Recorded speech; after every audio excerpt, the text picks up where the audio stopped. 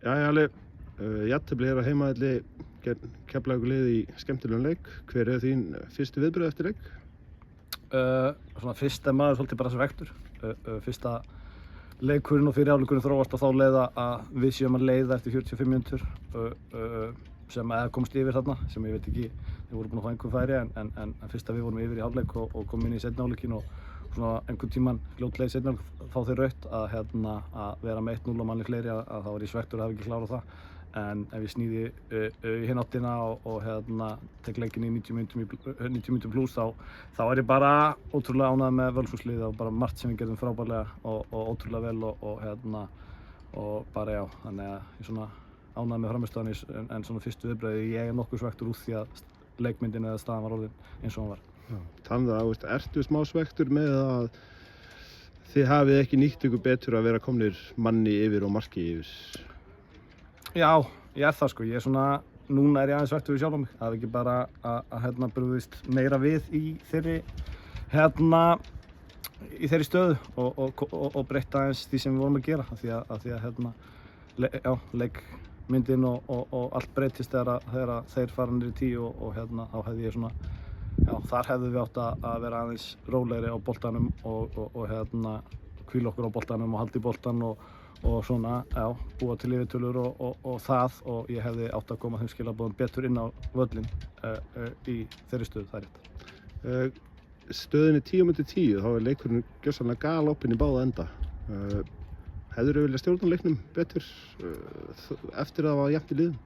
Sko, eftir að leikurinn er 10-10 og eftir á þá hefði ég viljað út af því að þegar við vorum á boltanum þá fannst mér við geta opnað vel og þá hefði ég viljað að við gert meira úr þeim momentum en ég er hrikalega ánægður með það að Völsungsliðið eftir að hafa komist yfir, eftir að hafa orðið manni fleiri, lendi því að fá víti og rautt spjald 10-10 sem er áfall að Völsungsliðið í 94 mínútur reyndi að vinna leikinn og það er það sem ég er ánægður með í mínu liði, já. Nú fer Elvar Árni meiddur út af, Steinþór Freyr meiddur. Er hópurinn að verða þunnskipaður? Ég ætla ekkert að væla kvart yfir því sko. Elvar Árni er náttúrulega frábær leikmaður og reynslumikil og Steinþór er það líka. Ég er bara að vona það að menn komi í mannstað og allt það og ég meina við verðum alltaf með 11 spræka Völsunga inn á vellinu sem munu gefa sig 100% í það verkefni sem við erum í hverju sinni þannig að það verður ekki vælt eða finnið ekki bilbó á okkur sko. Hvað kom fyrir Elvar Árna? Það er bara, já, þá ég þá að fara að væla eitthvað. Nei, það er bara búið að vera törn. Það er bara, þú veist, við erum ekki búin að hafa komið til leikja núna í einhvern tíma og Elvar Árni er bara fullorðinn leikmaður sem er bara aðeins stífur og við fórum með hann kannski bara inn í leik sem hann átti kannski ekkert endilega að byrja og það bara, við ákveðum bara frekar að skipta snemma heldur en að fara að gambla á það, hann væri eitthvað að missa þetta í eitthvað meira, þannig að ég á ekki vona á því endilega að þetta sé alvarlegt hjá Elvari en bara vona það besta. Svona lokum 10 stig eftir, 8 leiki. Hversu sáttur ertu með það?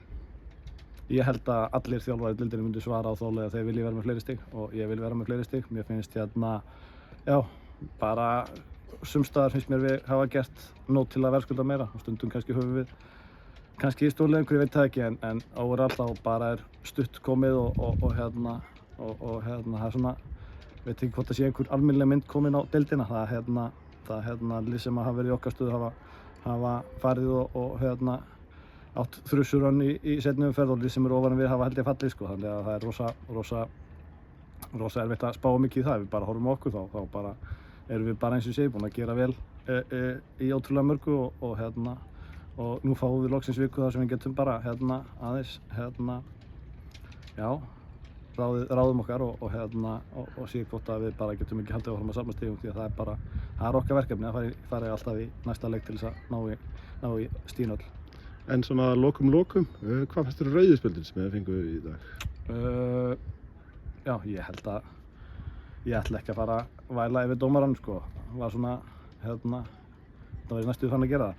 Sko, mér fannst rauðaspjöld sem þeir fá er klárt rautt, sloppið í gegn og bara aftast í maður og rautt. Það sem við fáum okkur held ég að sé bara fyrra spjöldi sé mjög auðvelt að réttlæta og seinna líka 2 gul og þannig að örugglega var bara, er hægt að segja það þau atvik í leiknum hafa verið með spottunum. Glæsilegt, takk fyrir Óli. Takk fyrir.